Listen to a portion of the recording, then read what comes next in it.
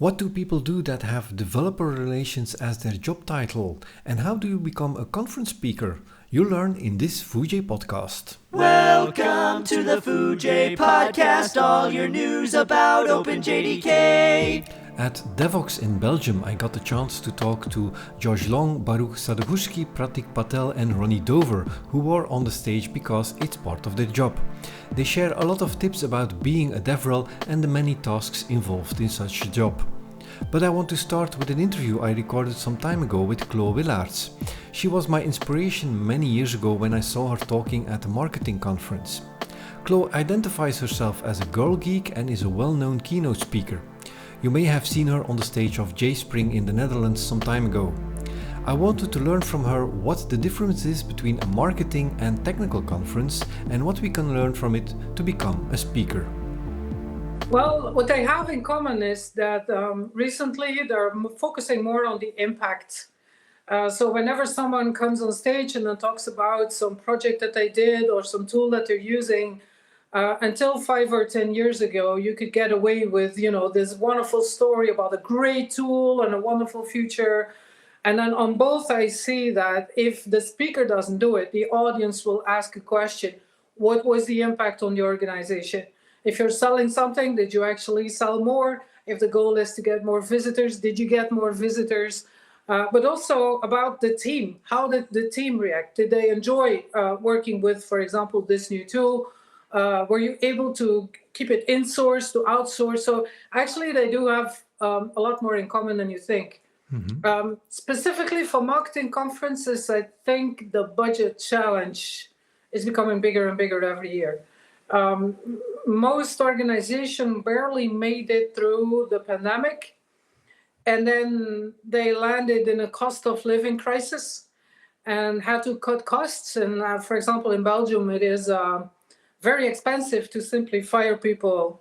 So they will be looking at marketing budgets. So that's usually that gets cut very easily. In the past few years, it's a big challenge. When people leave the marketing team, there are no new hires, so the smaller team has to take on more tasks. I'm not sure if that's also the case in Java, in the Java world. It depends. There are big changes in companies across the globe. I think Belgium is not that bad, but there are a lot of different countries where, a lot of cuts are in teams indeed. You mentioned impact. What we see at Java conferences lately is the impact on cost indeed, but also on the ecological impact. If you deploy a lot of servers, you have a lot of emissions and electricity needs. Of course, it's also related to cost. The more servers you have, the more ecological impact you have, but also the higher the cost. So lowering your ecological impact also lowers your cost. Is that something which ripples through to marketing? Yeah, I'll give you one example. So a friend of mine is a consultant on the UX level. And he told me that one of his customers, they had a very successful AI-based chatbot on their website.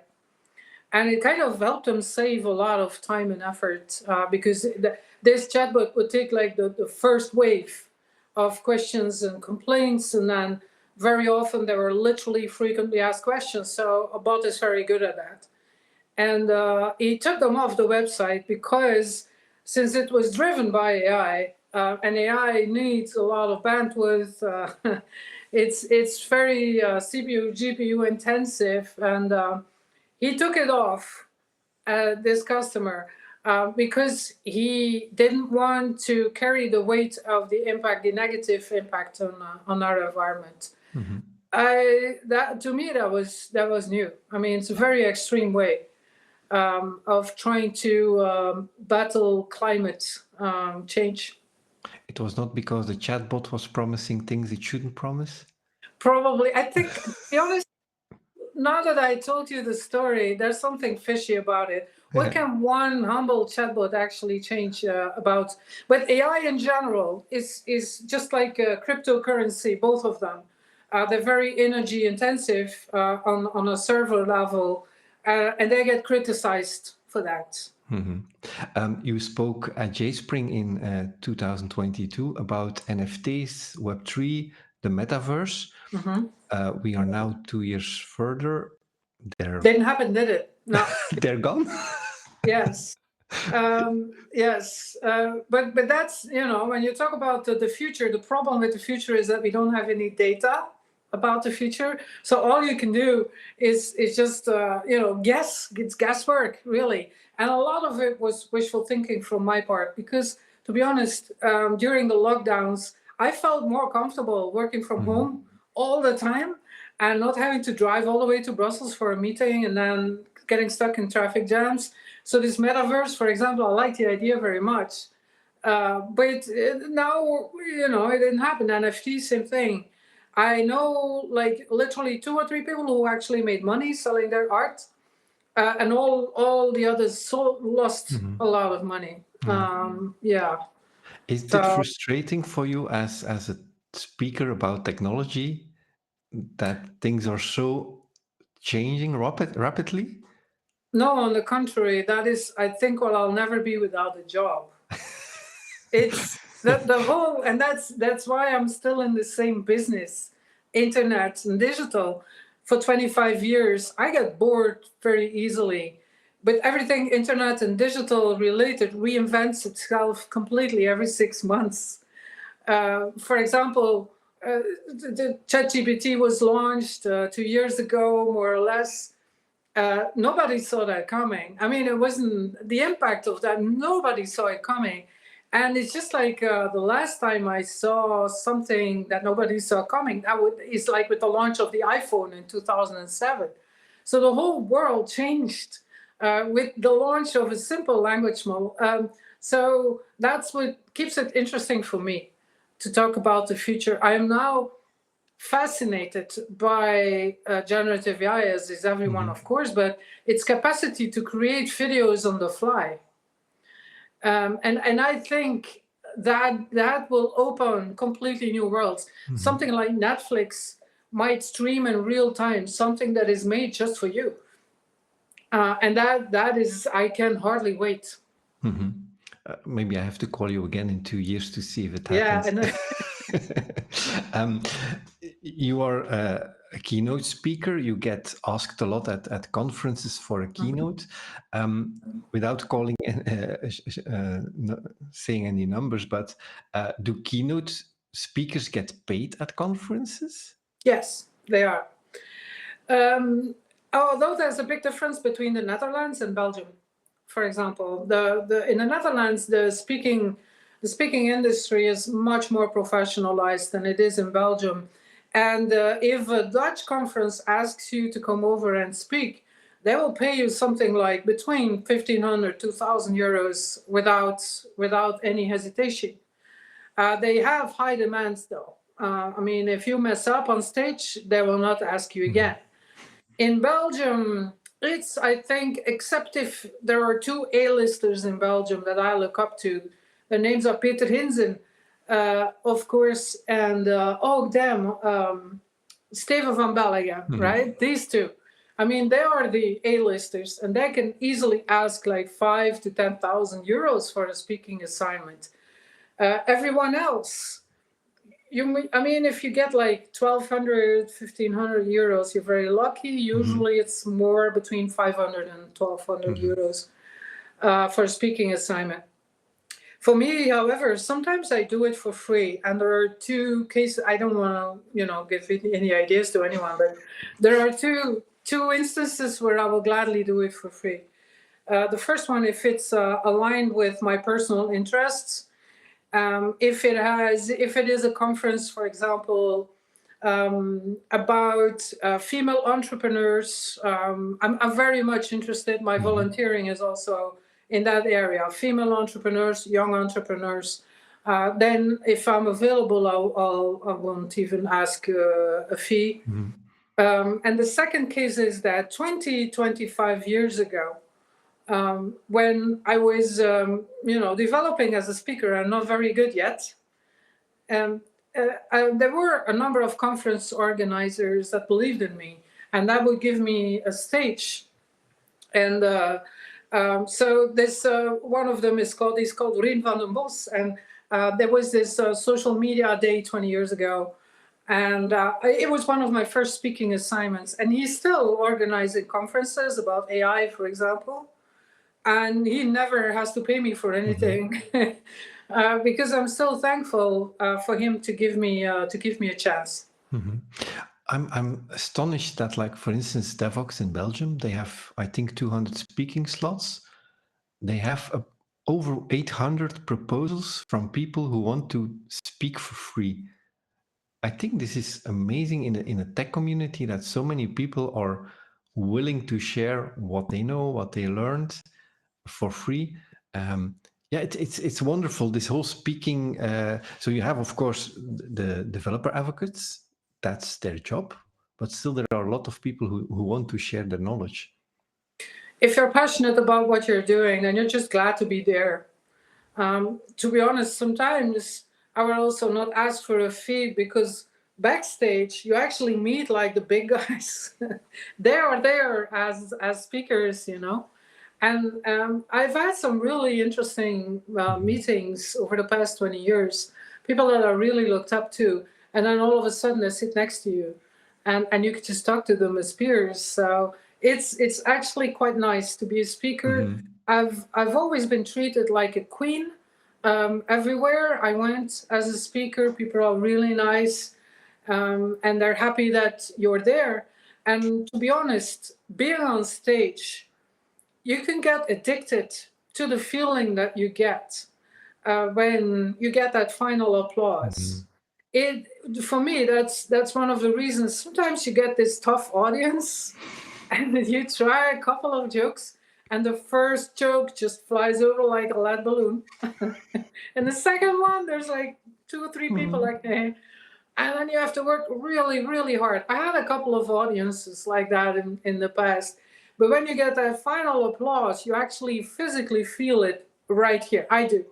And that feeling that you get, that can be very, very addictive, to be honest. And that's one of the reasons, of course, it's sharing what I know about my expertise. But to be honest, there's also a very, addiction side to it. I really enjoy trying to convince like 500 people or 1,000 people that what you have been talking about in the past 20 minutes or so, that it is something that actually changes them, that they're able to take something home with them, and that they start doing things differently. And that's also why I'm on stage. Everyone knows Josh Long for his high-speed spring talks filled with live coding and tons of energy. I wanted to know how he defines his developer relations role. I work in whatever capacity I can to help people do that. Obviously, it's to find their way towards spring, and for me, there's no single way to do it. It's all about this sort of well-rounded approach, right? That involves podcasts and YouTube and blogs and public presentations and whatever. And it's often that hallway track, It's one of those things that I sort of took for granted before the pandemic, and then with the lack of it, you can't deny there's something very important about the and I hesitate to use this metaphor, but there's something very important about the here in Europe. It's a very poor metaphor. I don't know a better one, but that boots on the ground experience. So you got to be there. There's something about being there. So I guess you're not a fan of virtual talks. Look, I get why we needed them. I'm not saying we did anything wrong. I just am very happy to be able to do them in person. I think there's first of all, there's a kinetic energy for a speaker, and this is a purely selfish sort of perspective. There's a kinetic energy that you get from being in a room that's engaged. You can see their eyes opening up when they have that moment of epiphany, that moment of appreciation for whatever the heck you've just said. But there's also, just as importantly, that moment after you're trying to pack up, and people are able to ask you questions, or they can corner you in the hallway just after you've finished. Because there's so many questions that go unanswered and go unasked that would be asked if they had the chance to do so privately, And it's super valuable, because you never know who among those people will end up doing something amazing with these ideas. Or better yet, to refine the ideas such that I get something better out of it and I learn myself, So it's I really missed that, yeah. Your talks are always very energetic. The energy is throwing out of the room. How do you do that? How do you achieve that kind of level? This is, well, okay, this is, I know this is going to sound cliche. It's because I like the stuff about which I'm talking. It excites me. This is why I could not do what my former manager used to refer to as the Josh Long show. I could not do that for like COBOL or PHP, right? There's no such thing as that. I couldn't be excited about it, right? I'm kind of a, you know, in that respect, I suppose I'm a one-trick pony, you know?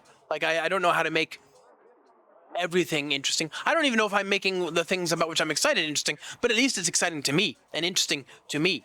And in that, I find endless wells of energy and excitement.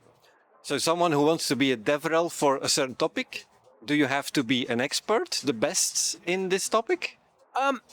So I used to joke that there's like two people that would come and see my talks. I realized very quickly that the things in which I'm interested are, by definition, not the things that will be the most interesting to most people.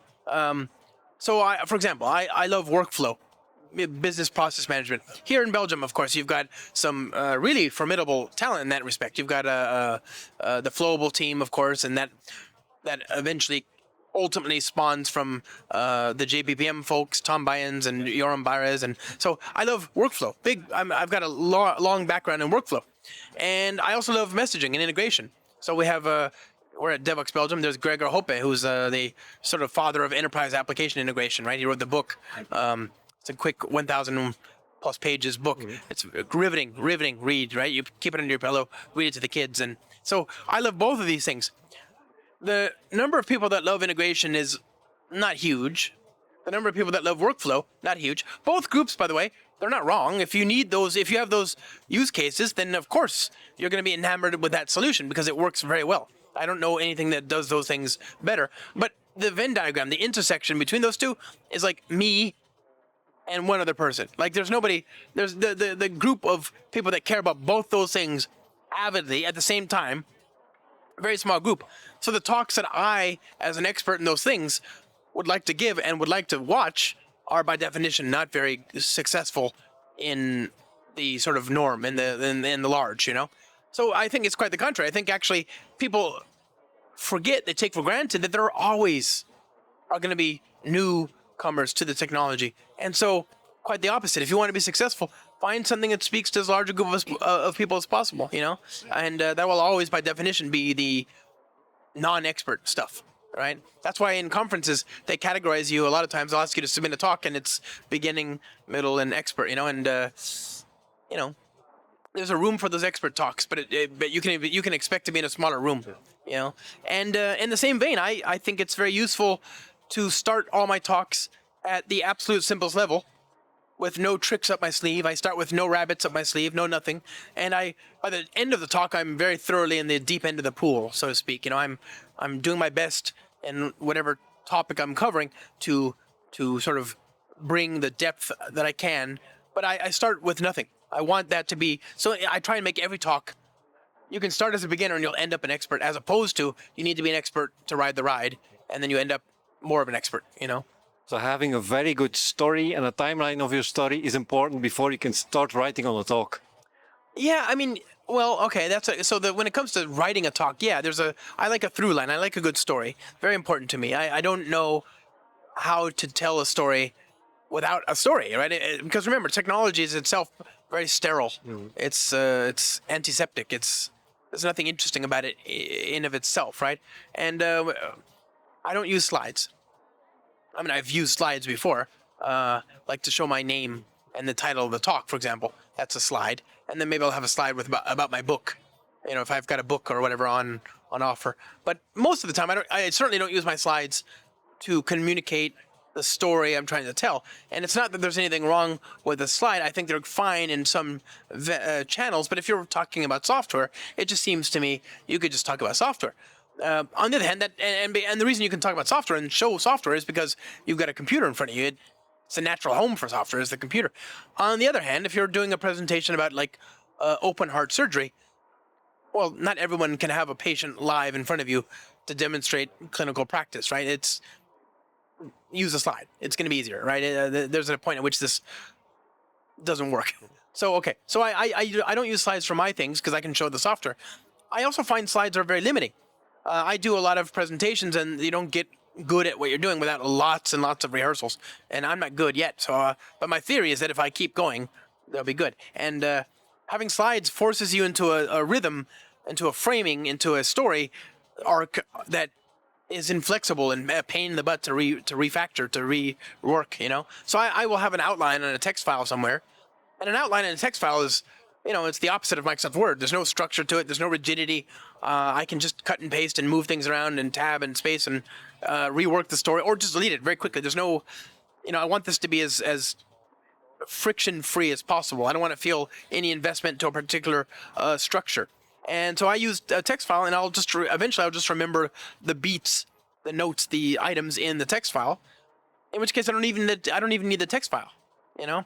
And so if you're going to use slides, my sense of it is that they should be visual.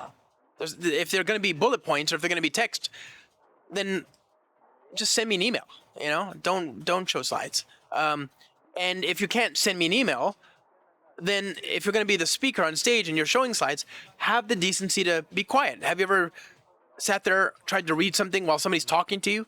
It's very hard to focus on what you're reading if somebody's talking to you, right? So if you're going to show people slides in your slides, you have to be quiet.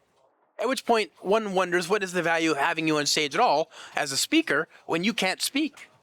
Because the most efficient way for you to communicate your ideas is via the text that you've displayed on screen. So my thinking is either be good at speaking or don't bother with the, don't bother with doing a talk, right? And so then if we agree that you shouldn't be talking while showing text, then maybe don't show the text. Okay, so what do you use slides for then? Use it for visuals. And in my case, I happen to be lucky enough that the visuals I chance upon that I want to show, usually they correspond to URLs on the internet. So I just keep bookmarks. So now I have no reason for slides. Like, unless I'm building like a complex animated diagram or whatever, in which case I grant you that might better be communicated via, you know, some fancy PowerPointing or keynoting or whatever. But even there, I just use After Effects. I have animation software. But again, I grant most people won't have that use case. So I don't know. I feel like slides really are completely pointless for 99% of the talks I want to do, except for the visuals. And even there, I find those in the internet.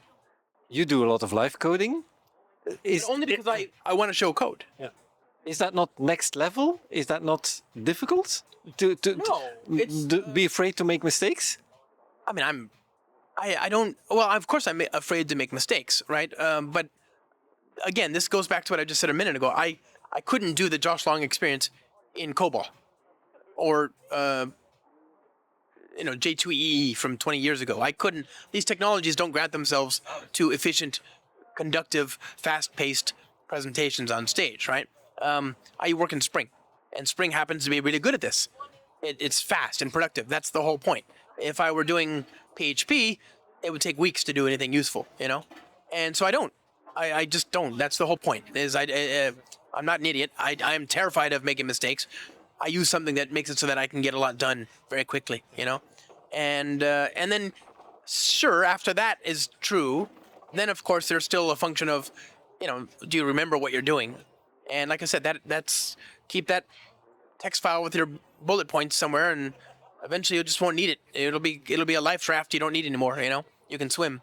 But it's always there in the background, you know? I always keep it. It's on my phone if I need it somewhere, you know?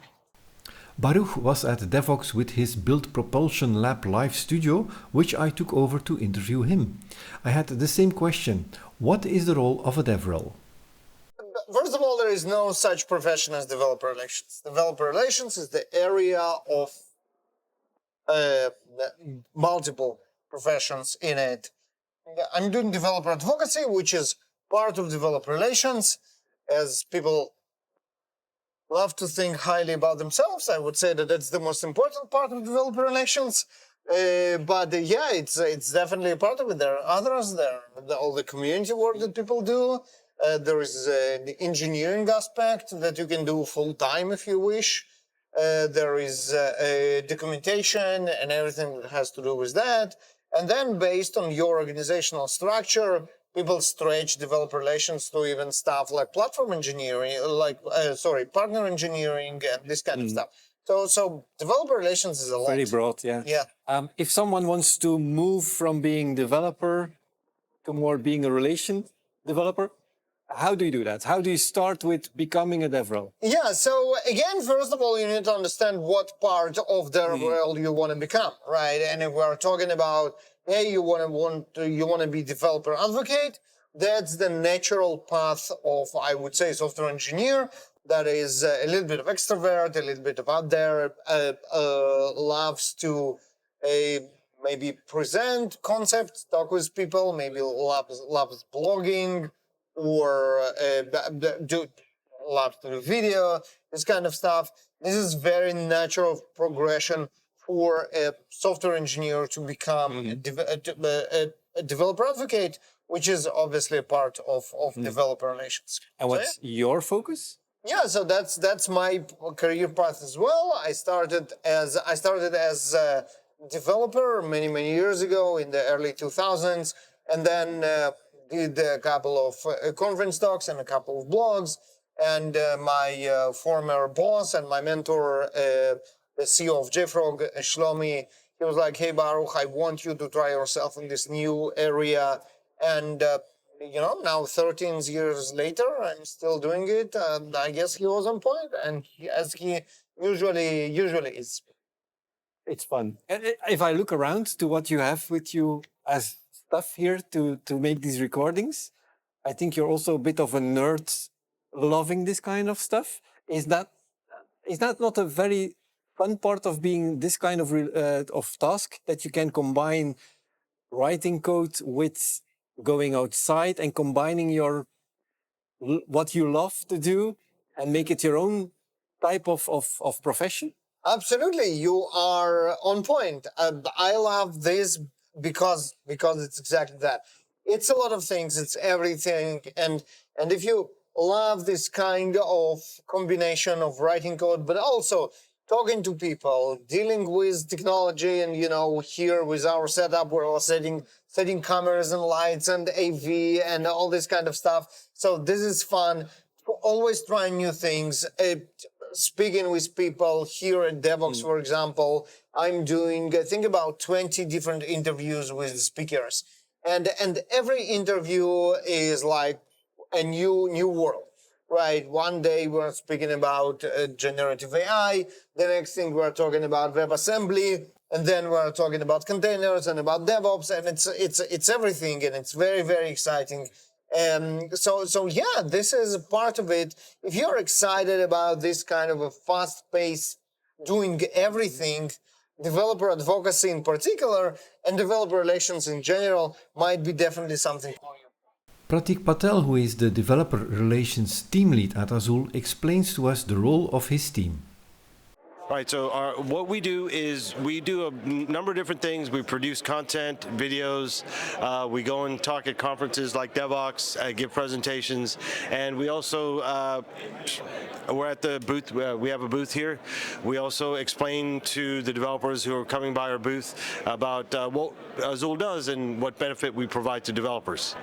So as a developer relations person, you speak a lot at conferences, which is a 1-hour job, which means the rest of the conference you're talking to people? Yeah, so that's a good question. So aside from giving a presentation or a workshop, a presentation might be 1 hour, workshop would be like maybe half day or full day where you get hands-on.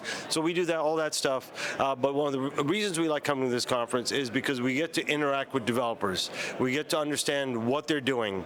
What are the projects that they're working on, what are the things that they're interested in.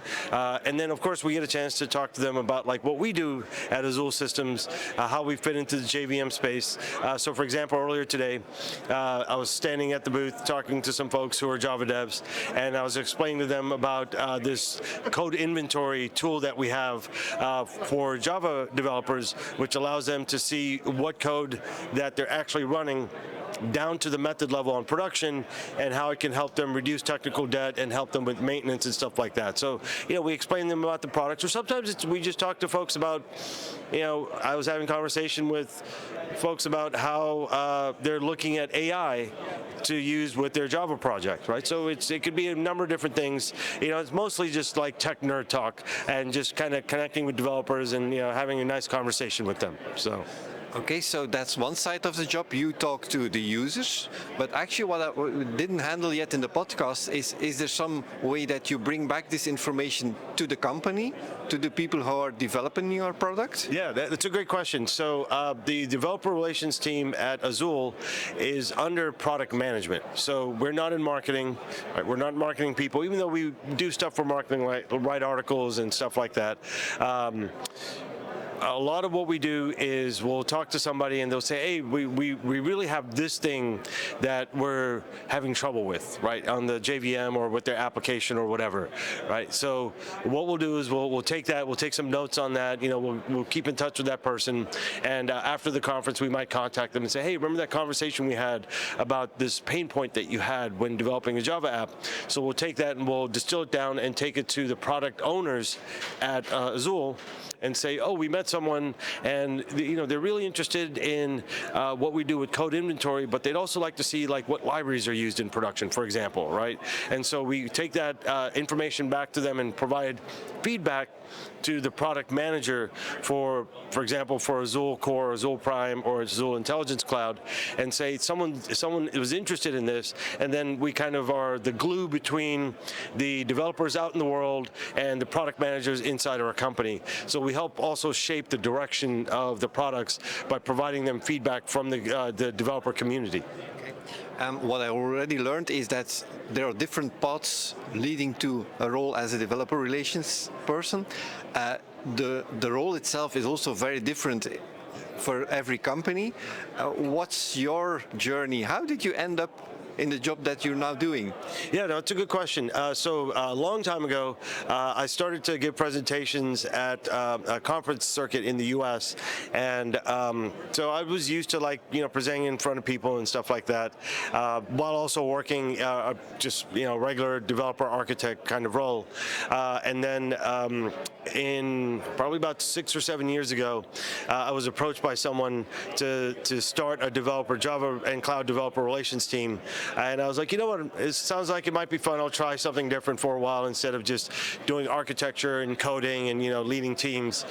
So that's how I got started in that, right? It was a long, long time ago, just talking to developers about, or, doing presentations and training, actually, to be specific, training on, how to do, how to tune garbage collection in Java, for example, or how to do performance profiling for Java applications, et cetera.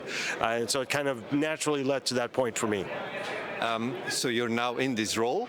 What is the good and what is the bad side of being a developer relations? Yeah, so for me, the good or the fun part is being able to talk to people and hanging out with folks and doing nerd talk with people, with developers, and seeing all the cool stuff that they're working on.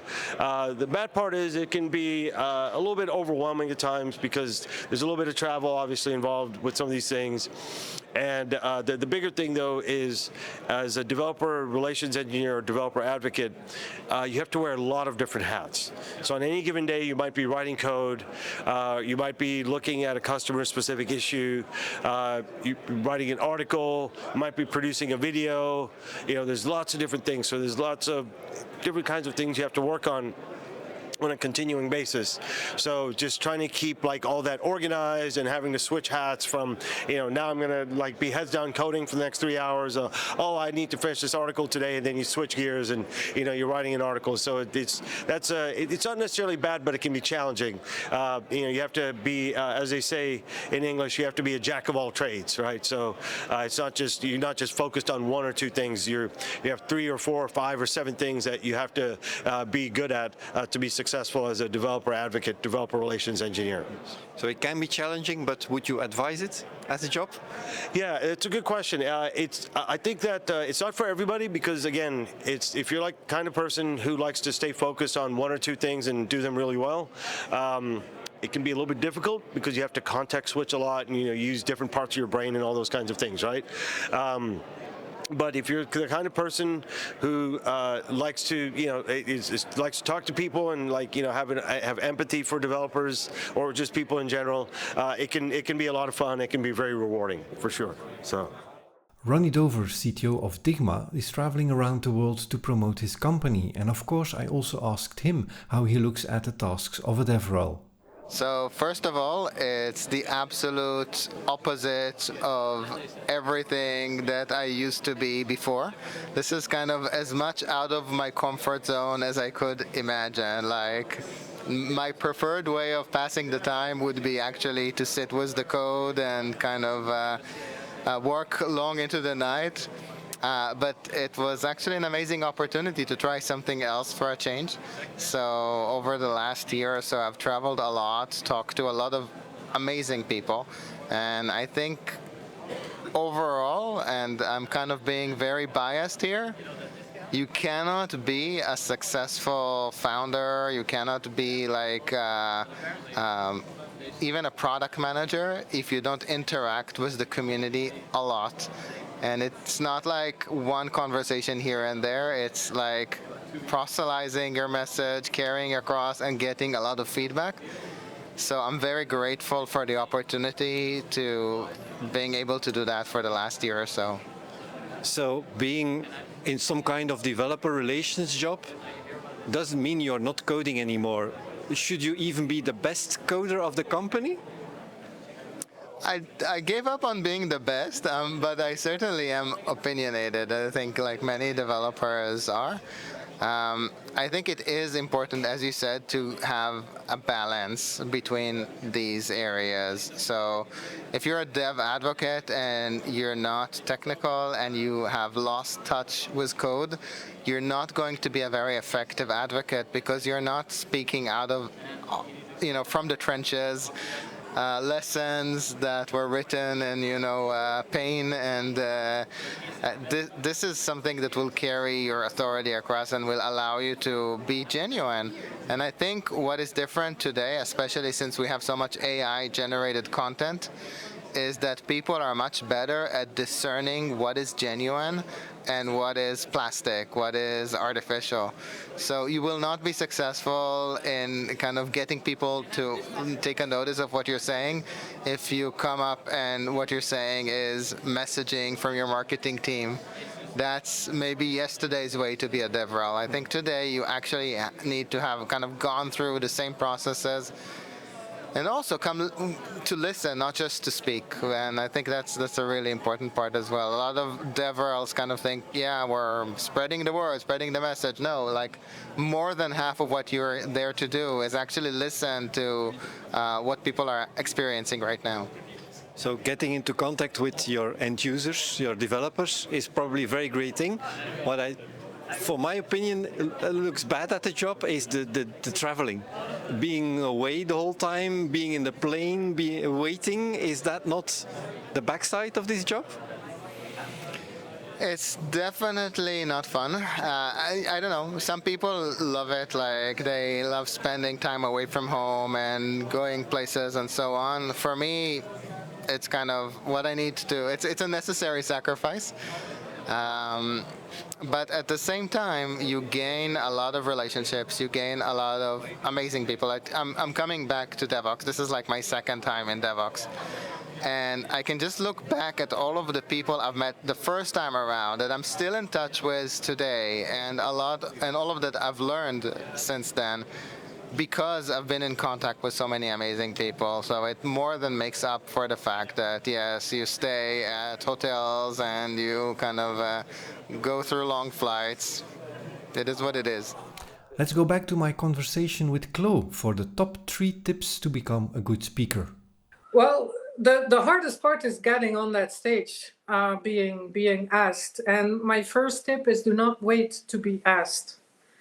No, do not wait to be picked for anything in life, because if that's what you do, you put the word speaker in your LinkedIn description and then you wait to be picked, you will not be picked. So you have to actually, and I know it's a cliche, but you go to conferences, and if you feel that you should be there on stage, find the organizer and tell them. It's as simple as that. Organizers will constantly be looking for new speakers. And my second tip is the less you look like the average tech conference speaker, the better. For example, they're aware of that. When I started speaking 20, 25 years ago, I was literally the only female speaker. Literally. Mm-hmm. And if you, there's a lot of good female speakers, but they're very much limited. And I hope I'm wrong, but to the work-life balance and topics, there's not a lot of tech-related female speakers. And I am aware that is one of the reasons that I get picked. But if you are, for some reason, not the average 50-plus-year-old white guy wearing a suit, you should consider that as your most important asset. So if you don't wear suits, for example, if you're not, I don't know, whatever you look like, the way you're built is completely different. You might even have something funny in the way you speak. You might be able to sing or dance. It doesn't matter. Just please don't look like everyone else. It really, really helps. And if you have to wear like bright green glasses and red shoes, and you feel comfortable in that, just roll with it. It will make you stand out. So my third tip is that whenever you are on stage, remember that whoever is going to hire you next is probably in that audience. So that's where recurring business comes from. Someone was in your audience and they remember you because you were good. So that's the attitude you have to have. So even if all sorts of technical issues happen, and they do happen, you can train yourself to just roll with it. It doesn't matter really. Never blame it on the crew. Just do your utmost best. Even when the lights fall out, the microphone dies, someone barges in, the police comes in. I've had all of these things happen to me. What did you do wrong that the police came in? They were not there for me. Okay. But they did actually. The show must go on, and your show must be a good show. Yeah. It has to be a good show, no matter what. Yeah. If it's your fault, not your fault that something go wrong, don't blame it on anyone else.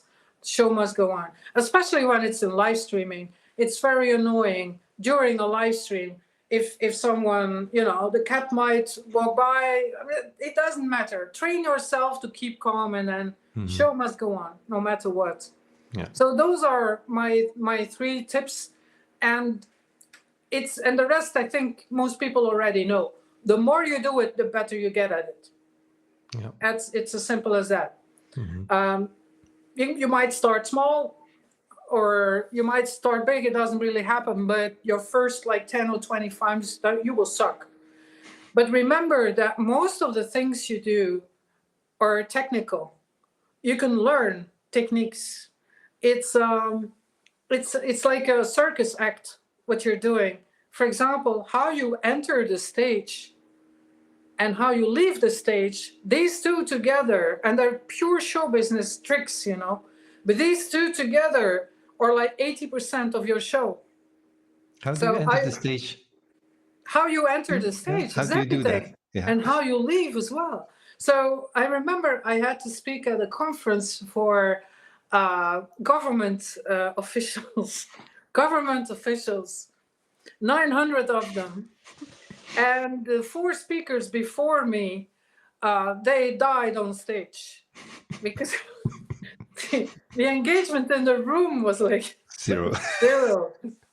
So, and I was number 5. The speaker before me had sat down on a chair and read from a piece of paper. That's like the worst thing you can do.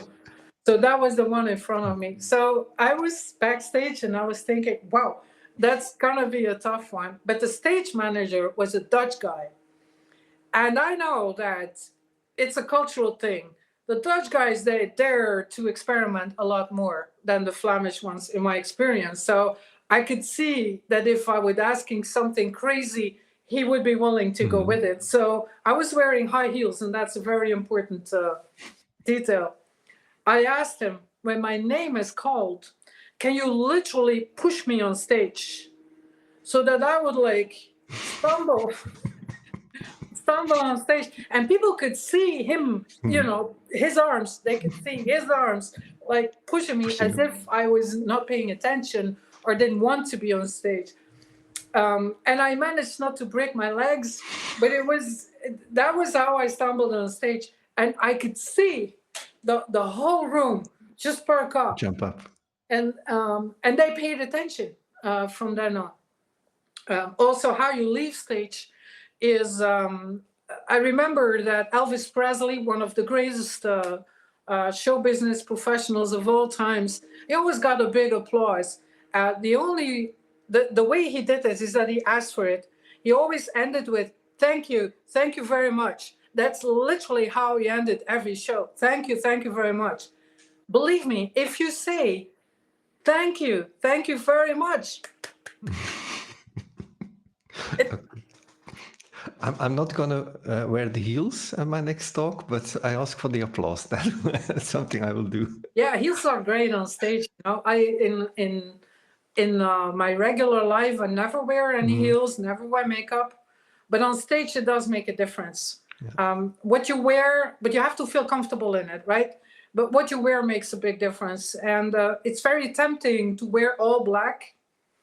But that's not always a good look, Heels help. Dress for the occasion.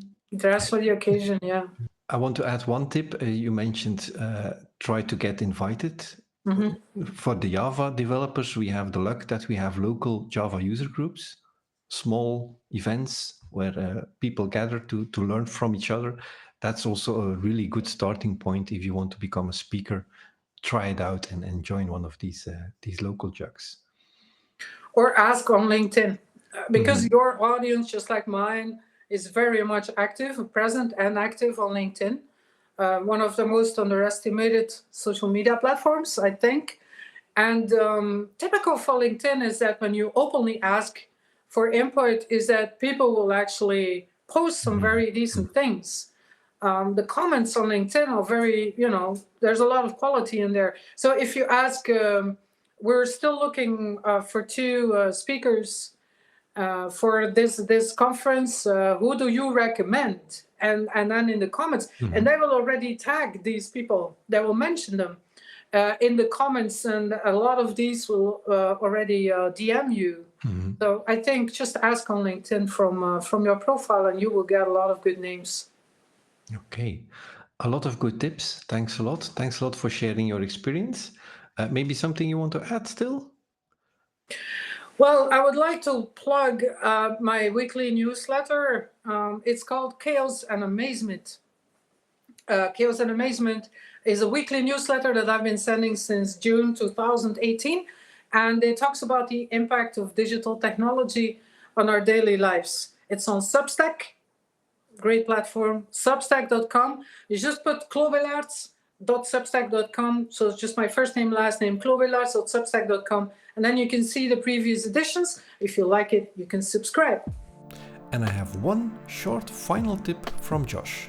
Aim high. Don't be like me. Do a good job instead. You can do it.